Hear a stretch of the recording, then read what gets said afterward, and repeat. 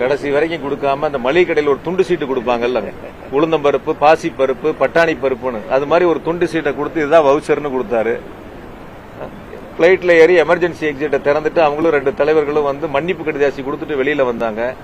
என்னுடைய நண்பர்கள் தான் எனக்கு வீட்டு வாடகை கொடுக்கறாங்க, சாப்பாட்டு காசு கொடுக்கறாங்கன்னு சொன்னாரு. ஆயிரக்கணக்கான கோடியில சொத்து வாங்குறாரு. இதெல்லாம் சொந்தெல்லாம் அவர் ஒத்துக்கிட்டாரான்னு கேக்குறேன். எங்க இருந்து இந்த சொத்தெல்லாம் சம்பாரிச்சேன், எப்படி எல்லாம் வந்துச்சுன்னு ஒத்துக்கிட்டாரான்னு கேக்குறேன். 4 ஆட்டுக்குட்டி வச்சிருக்கிறவர் எனக்கு போதும்னு சொன்னவர் எப்படி வந்து இங்க கோயம்புத்தூர்ல எத்தனை ஏக்கர் சொத்து வாங்கியிருக்காரு, அதனுடைய மதிப்பு என்ன, எங்க இருந்து அந்த பணமெல்லாம் வந்துச்சு, ஏன்னா அவர் மண்வெட்டி எடுத்து வெட்டினாரான்னு கேக்குறேன் நான். இல்ல தோட்டத்துல போய் 1000 ஆடு வாங்கி மேய்ச்சு அந்த ஆடெல்லாம் குட்டி போட்டு அது சந்தை கொண்டே வித்து அந்த காசை கொண்டு வந்து அந்த பூமியெல்லாம் வாங்கினாரான்னு கேக்குறேன் நான். சொல்லக்கூடியவர் அவர் ஒரு தியாகியா இருக்கணும். அந்த வார்த்தைக்கும் அவருக்கும் அந்த துளி கூட பொருத்தம் இல்லாத நபர் அவர். ஒரு வகையில் என்னன்னு கேட்டீங்கன்னா, உறக்க பேசினா அது உண்மையாயிரும் நினைச்சு அந்த செய்தியில நீங்க தலைப்புச் செய்தியா போடுவீங்க, லைவ்ல காட்டுவீங்கன்னு. உறக்க பேசினா அதெல்லாம் உண்மையாகாது. உண்மையை பேசணும். 20 வருஷம் இருக்கேன் நான் வந்து எம்எல்ஏ ஆகி. 5 எலெக்ஷன்ல நான் ஜெயிச்சிருக்கேன். இப்ப 6வது எலெக்ஷன்ல நான் நிக்கிறேன். 30 வருஷம் ஆச்சு என்னுடைய 50 வயசு வாழ்க்கையில. 30 வருஷம் நான் பொது வாழ்வுல இருக்கேன், மக்களோட சேர்ந்து பணியாற்றிக்கிட்டு இருக்கேன். மக்கள் என்ன பத்தி மக்களுக்கு தெரியும். செந்தில் பாலாஜி அவர்கள் அரசு வேலையில் இருந்திருக்காரு, அரசு பணத்தில் இருந்திருக்கிறாரு.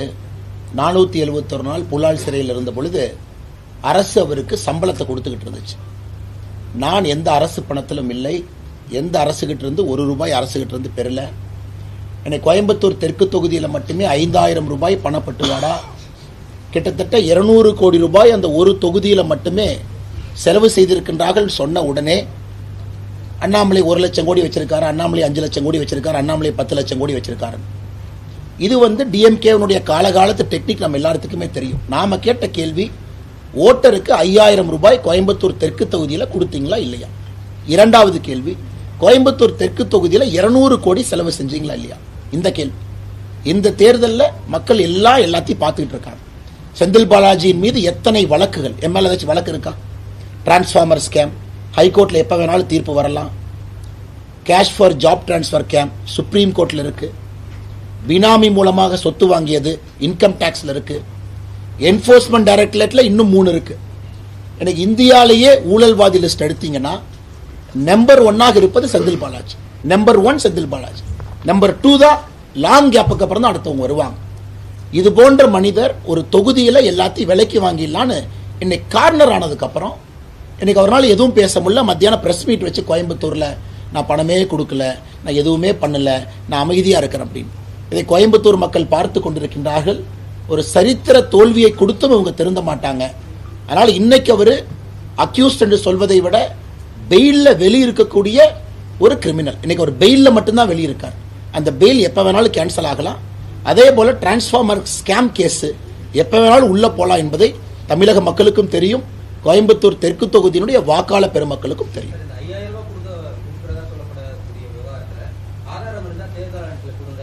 9 ஆதாரங்கள் நான் உங்களுக்கு பட்டியலிடுறேன்.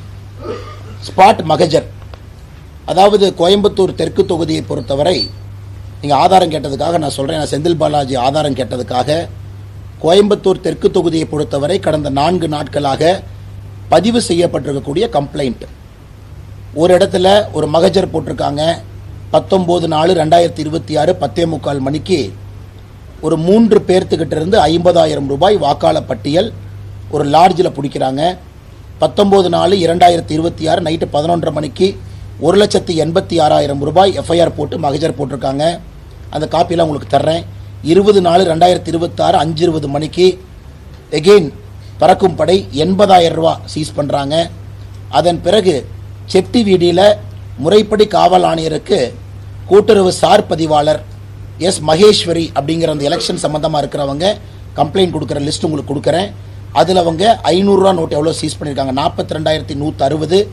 அதே போல மொத்தமாக 8 கம்ப்ளைண்ட் மட்டுமே கோயம்புத்தூர் தெற்கு தொகுதியில் இதுவரைக்கும் கடந்த 3 நாட்களாக 19, 20, 21 3 நாட்கள்ல 8 கம்ப்ளைண்ட் ஃபிளையிங் சர்வேலன்ஸ் டீம் கோயம்புத்தூர்ல இருக்கக்கூடிய லாட்ஜஸ், குறிப்பா கரூர்காரங்க, கரூரில் இருந்து செந்தில் பாலாஜினுடைய பினாமி கையும் களவுமாக பிடிப்பட்ட வீடியோவை தமிழகமே பார்க்குது. ஒரு காந்தியவாதி மாதிரி பத்திரிகையாளர் சந்திப்பு நடத்தி, அது ஏன் பணம் இல்ல, அவங்க ஏன் ஆளுக இல்ல, அது ஏன் வாக்காளர் பட்டியல் இல்ல, அவங்க எனக்காக பணம் கொடுக்கலன்னா, செந்தில் பாலாஜி ரோட்ல நடந்து போய் பணம் கொடுத்தாருன்னு யாரும் சொல்லல. செந்தில் பாலாஜியினுடைய பினாமிகள் கோயம்புத்தூர் தெற்கு தொகுதியில இந்த கரூர் கம்பெனி, டாஸ்மார்க் வசூல் கம்பெனி, அவர்கள் வந்து வீடு வீடாக 5000 ரூபாய் கொடுத்து கொண்டிருக்கின்றார்கள் என்பதுதான் கம்ப்ளைண்ட். அதுக்கு 8 மகஜர் காவல்துறையை பண்ணிருக்காங்க. அதை நான் உங்களுக்கு காப்பி அனுப்புறேன். அதை செந்தில் பாலாஜி கிட்ட காட்டி இவங்கெல்லாம் யார் மார்ஸ்ல இருந்து வந்தாங்களா ஜூபிட்டர்ல இருந்து வந்தாங்களான்னு கேளுங்க. அவர்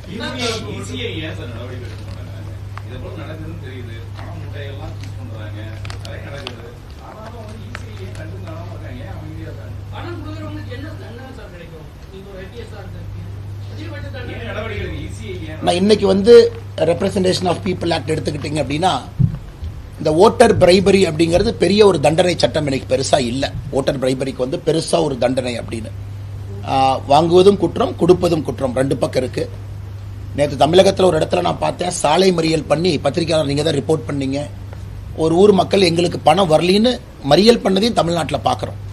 ஊர்ல அந்த பக்கம் கொடுத்துட்டீங்க, எங்க பக்கம் பணம் வரலின்னு மக்கள் ரோட பிளாக் பண்ணி ரோட்ல உட்கார்ந்துருந்தாங்க. காவல்துறை போய் இந்த மாதிரி நீங்க எதுக்கு வந்தீங்கன்னு கேட்டா எங்களுக்கு பணம் வரலின்னு சொன்னாங்க. இது நீங்க வீடியோவில் ரெக்கார்ட் ஆகிட்டு இருக்கு, நான் உங்க மேல கேஸ் போகணும்னு சொன்னதுக்கு அப்புறம் கலைஞ்சு போனாங்க. அதனால இது துரதிருஷ்டவசம் தான். அதனால் தேர்தல் ஆணையம் இன்னும் கொஞ்சம் திறமையா கண்காணிக்கணும், ஷார்ப்பா கண்காணிக்கணும். தேர்தல் வர்றதுக்கு முன்னாடியே தமிழகம் 6 மாதத்திற்கு முன்பே இந்த வேலைகள்லாம் செய்ய ஆரம்பித்தா தான் திராவிட முன்னேற்ற கழகத்தினுடைய அராஜகத்தை கட்டுக்குள்ள கொண்டு வர முடியும்.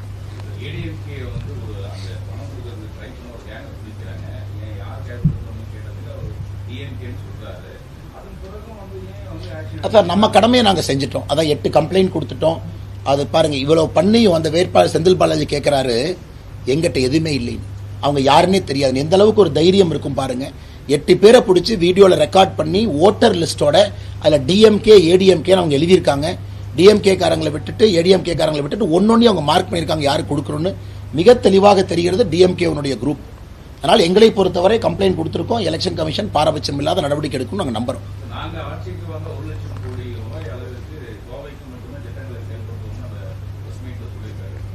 அப்ப இத்தனை நாள் என்ன பண்ணாங்கன்னு நான் கேட்கிறேன். அப்ப இத்தனை 5 ஆண்டு காலமாக கோயம்புத்தூருக்கு எதுவும் கொடுக்காம 5 ஆண்டு காலம் முடிந்து கடைசியாக நடக்கக்கூடிய பிரஸ் மீட்ல நாங்க ஆட்சிக்கு வந்து அடுத்த 5 வருஷத்துல 1 லட்சம் கோடி ரூபாய்க்கு நாங்க கோயம்புத்தூருக்கு திட்ட உதவிகள் கொண்டு வரோம்னா இந்த 5 வருஷம் நீங்க என்ன பண்ணீங்கன்னு சொல்லுங்க. நீங்க இனாகிரேட் பண்ணது எல்லாமே இதற்கு முன்பு அதிமுக ஆட்சியில அவங்க ஆரம்பிச்ச செயல்கள் தான். ஜிடி நாயுடு பாலம் உட்பட எல்லாமே கோயம்புத்தூரை பொறுத்தவரை அனைத்து இந்திய அண்ணா திராவிட முன்னேற்ற கழக ஆட்சியில போடப்பட்ட திட்டங்களை நிறைவேற்றுறாங்க. சோ கோயம்புத்தூர் விடுங்க, மதுரை, எல்லா ஊருக்குமே திராவிட முன்னேற்ற கழகத்தினுடைய ஆட்சி காலத்துல பெரிய நகரங்கள், சிறு நகரங்கள், பஞ்சாயத்து வரை எந்த வளர்ச்சி நிதியை எங்கேயுமே அவங்க கொடுக்கல. இவங்க ஸ்பெண்ட் பண்ணதெல்லாம் அட்வர்டைஸ்மெண்ட்டுக்கு தான் இவ்வளவு பணம். இன்னைக்கு காலையில் பேப்பர் எடுத்து பாருங்க, ஒவ்வொரு நாளும் பாருங்க எத்தனை சோசியல் மீடியா ஆடு போடுறாங்க. ஒரு யூடியூப் ஓபன் பண்ணுங்க, எத்தனை ஆடு வருது. இது 5 வருஷமா அந்த அநியாயத்தை பண்ணிட்டு இருக்காங்க.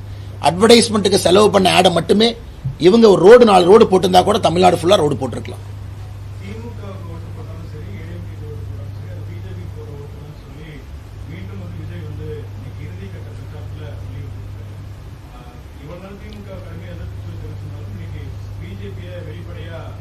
அவருடைய அரசியல், அவருடைய பார்வை, அந்த அரசியல் கட்சி அவர் தலைவராக இருக்கிறாரு, பேசுறதுக்கு எல்லா உரிமையும் அவருக்கு இருக்கு.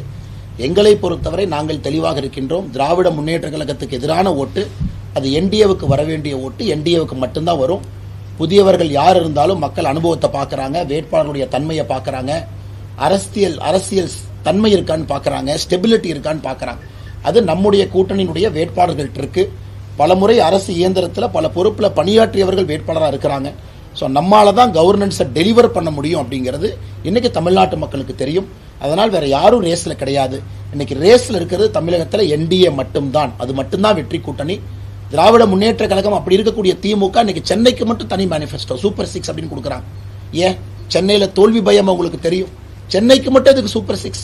அரவிந்த் கெஜ்ரிவாலை கூட்டிட்டு வந்து ரோட் ஷோ பண்றாங்க, தேஜஸ்வி யாதவ் அவங்களை கூட்டிட்டு வந்து ரோட் ஷோ பண்றாங்க. ரோட் ஷோ சென்னையில இவ்வளவு டெஸ்பரேட்டா பண்ண வேண்டிய அவசியம் என்ன? ஸ்டாலின் அவர்கள் எத்தனை ரோட் ஷோ பண்ணி நீங்க பாத்திருக்கீங்க? இன்னைக்கு ஃபைனலா பாரதிய ஜனதா கட்சி எப்பொழுதுமே நம்ம ரோட் ஷோ பண்ணுவோம், இல்லை என்று சொல்லல. திராவிட முன்னேற்ற கழகம் அதை நம்ப மாட்டாங்க. பிரதமருடைய ரோட் ஷோக்கே பர்மிஷன் கொடுக்காத ஆட்சி இது. கோயம்புத்தூரை பொறுத்தவரை கோர்ட்டுக்கு போய் அனுமதி வாங்கி பண்ணணும். அப்படி இருந்த ஸ்டாலின் டெஸ்பரேஷன்ல முதலமைச்சர் அவர்கள் வீதி வீதியா சென்னைக்கு போவதற்கான காரணம் என்ன? தோல்வி பயம் முதலமைச்சர் ஐயாவுடைய கண்ணில் தெரியும். இன்னைக்கு காலையில் today at 7 o'clock in the morning chief minister Stalin released video. அந்த வீடியோ என்ன சொல்லியிருக்காரு? இன்னைக்கு 7 மணிக்கு it's a desperate attempt to cover up failures. இன்னைக்கு காலைல 7 மணிக்கு ஒரு வீடியோ போட்டிருக்காரு. நான் when Dravidian model 2.0 comes to power, I will do this, I will do this. அப்ப நீங்க ஃபர்ஸ்ட் Dravidian மாடல் ஆட்சியில் ஏன் பண்ணல? நீங்க தானே Dravidian மாடல் கவர்னன்ஸ் கொடுத்தீங்க. இன்னைக்கு காலையில 7 மணிக்கு டெஸ்பரேட்டா அந்த வீடியோவை போட வேண்டிய அவசியம் என்ன? அதனால எங்களை பொறுத்தவரை ஸ்டாலின் அவர்களுடைய முகத்துல, திராவிட முன்னேற்ற கழகத்தினுடைய வேட்பாளர் முகத்துல தோல்வி பயம் மிக தெளிவாக தெரிகிறது.